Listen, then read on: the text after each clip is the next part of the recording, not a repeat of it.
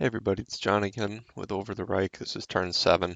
I actually went ahead and just played turn 7, and I'm just showing you a video of the aftermath. And the reason for that is I had both my kids down in the basement having a grand old time in their little ball pit and playing with blocks, and I wouldn't have been able to hear anything for one.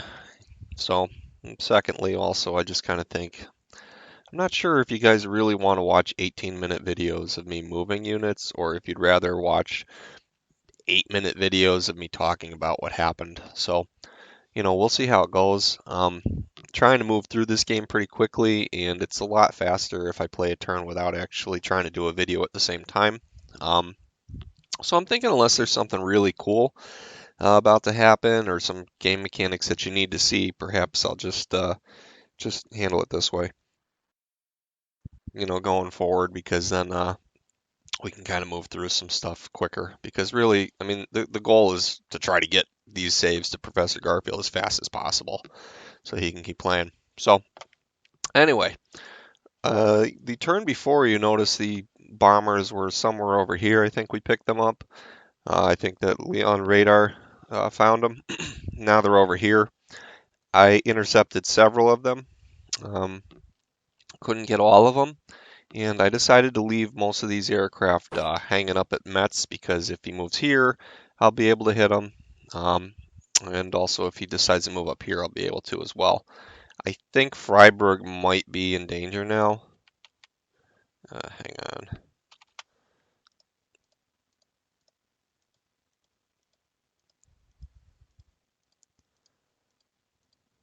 Yeah, he's going to be able to hit Freiburg with all these. So it was kind of good of him to pull up and do what he did because he managed to stay out of range of most of my fighters, like Metz specifically.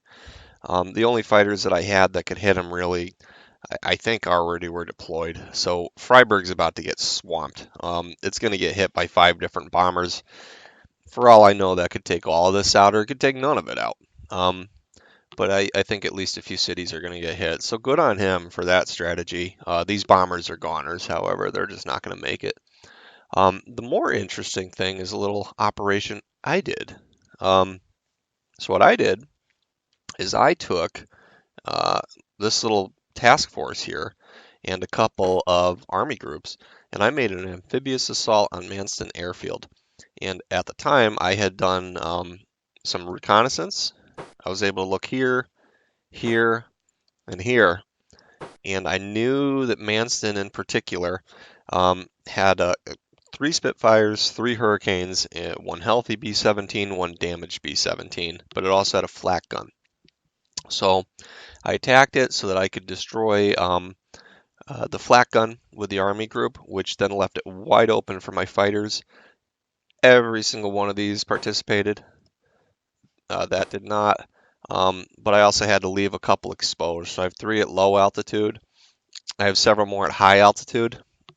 A nice concept in Over the Reich is that the units at high altitude are actually going to provide some air cover to those at low altitude. You've probably seen in a few videos a little text box come up with defensive fire and reacting units. Because we're using munitions, I mean, there's a good thing about munitions and having the units actually spawn a different unit to attack with, is that each combat doesn't necessarily have to result in the death of one of the 2 units. So that's cool.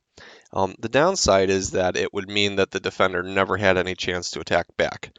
So we've created a little reactive attack or reactive defense mechanism where, that's how most of my fighters have been attacked, that you go up against a bomber, you load the ammo, and by pressing that button, if the bomber has, I guess, movement points, I suppose you'd call it, or action points, they can react too. So anyways, when aircraft are in an airfield, though, they don't react to anything. So strafing them on the ground is a really good way to kill them.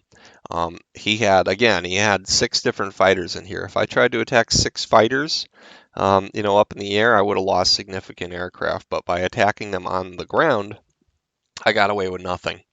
Now, I don't know, he might have other fighters somewhere that I didn't find, but I know at least, two out of the three airfields that are showing as having, somebody living there, he doesn't seem to have any fighters. Duxford, I believe, starts with an anti-aircraft gun, so that could just be what's going on there. Or he might have a ton of units there, and he's going to swamp me and shoot down, 7 or so of my aircraft next turn. Who knows? Winkton, Bolthead, same kind of situation. I'm not really sure quite what to expect. So, anyways, he is certainly not going to let that happen again.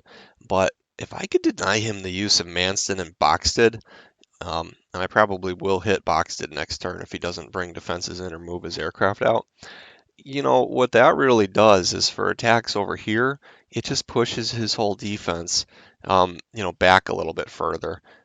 He's going to have to, launch from these further back airfields, and that means that his fighters are going to be significantly further out of range. So that is a good thing. The bad thing is that I kind of gave up the jig on this task force, so he knows it's here. I don't know where his are.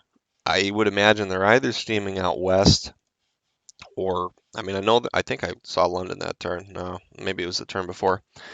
It's not here. It's I don't think it's at Dover. I think I checked that. I don't know where exactly it is. I haven't been able to find it in the Thames yet, so that's a danger because it can definitely do some damage there. And I probably want to take at least one of these defensive weapons here and just move it in here so the task force can't be sunk. But anyways, that was this turn. We're going to see what happens. I'm really interested to see if he has shot down all of these fighters or not. But I think I might have got quite a few of his fighters. And if I did, I might have a little bit of breathing space where I can start bringing some of these aircraft up to full strength. Preparing for when he attacks further. But, we'll see how it goes. So, may get a second video out to you this morning. Who knows? Have a good one.